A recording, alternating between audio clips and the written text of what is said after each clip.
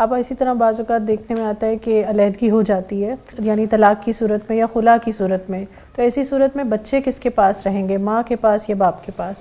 اصل بات یہ ہے کہ یہ بھی ایک ذرا معاملے کو تفصیل سے دیکھنے کی ضرورت ہے۔ اگر تو بچہ بالکل چھوٹا ہے، دودھ پیتا ہے، تو پھر تو وہ ماں کے پاس ہی رہے گا اور ماں اسے دودھ پلائے گی، اور یہ صورتحال 2 سال تک ہو سکتی ہے۔ بچے کا اصل وارث باپ ہے کیونکہ نسل اس کی ہے۔ ہمارے ہاں یہ بھی ایک بڑا الٹا چکر چلتا ہے کہ باپ تو بچوں سے بے پرواہ ہوتا ہے اور عورت اپنی محبت کی وجہ سے مجبور ہوتی ہے، باپ طلاق دے دیتا ہے اور باپ مڑ کے بھی نہیں بچوں کو دیکھتا۔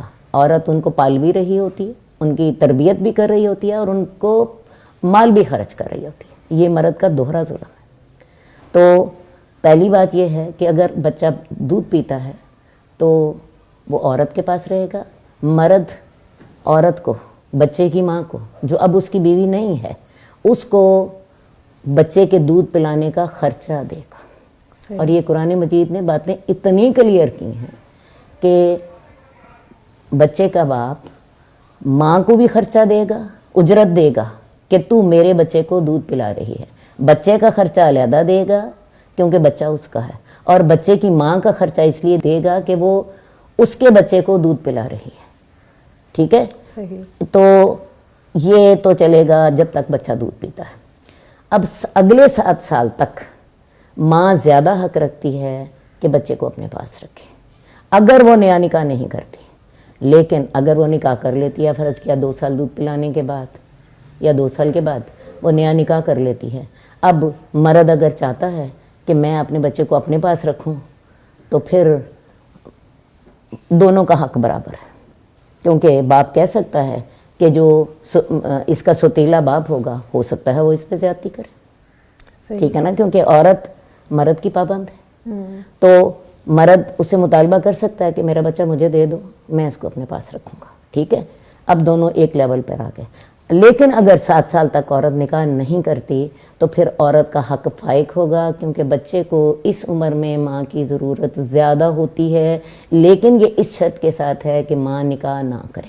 صحیح۔ کیونکہ اگر وہ دوسرے گھر میں جاتی ہے، ہو سکتا ہے اس کا جو نیا شوہر ہے وہ اس بچے کے ساتھ وہ نہ ایکسیپٹ کرے، اور ہمارے معاشرے میں آپ نے دیکھا ایکسیپٹ ہی نہیں مرد کرتا، اور کرتا بھی ہے تو ظلم اور زیادتی کے ساتھ ہی کرتا ہے۔ بالکل ایسے ہی ہے۔ اس سے بھی اگلی سٹیج یہ ہے کہ جب 7 سال کا بچہ ہو جائے تو پھر بچے کو بھی بعض اوقات اللہ کے رسول نے اختیار دیا ہے کہ بچہ اگر ماں کے ساتھ رہنا چاہتا ہے تو ماں کے ساتھ رہ لے، باپ کے ساتھ رہنا چاہتا ہے تو باپ کے ساتھ رہ لے، یا پھر بعض اوقات بچہ ماں کے ساتھ اٹیچ ہونے کی وجہ سے ماں کے ساتھ ہی رہنا چاہتا ہے، تو پھر اس صورت میں عدالت یہ دیکھے گی کہ بچے کا مفاد کدھر ہے، کیونکہ اصل چیز اس میں بچے کا مفاد ہے۔ تو 2 سال تک تو میں نے کہا ماں دودھ پلائے گی، کوئی اور دودھ پلا سکتا ہے، لیکن ماں کا حق فائق ہے۔ یہ آپ کو بھی پتا ہے کہ جتنا بچہ ماں کے ساتھ اٹیچ ہے یا جتنی بچے کو ماں کی ضرورت ہے، وہ کسی اور جگہ سے اس کو اتنی وہ محبت نہیں ملے گی۔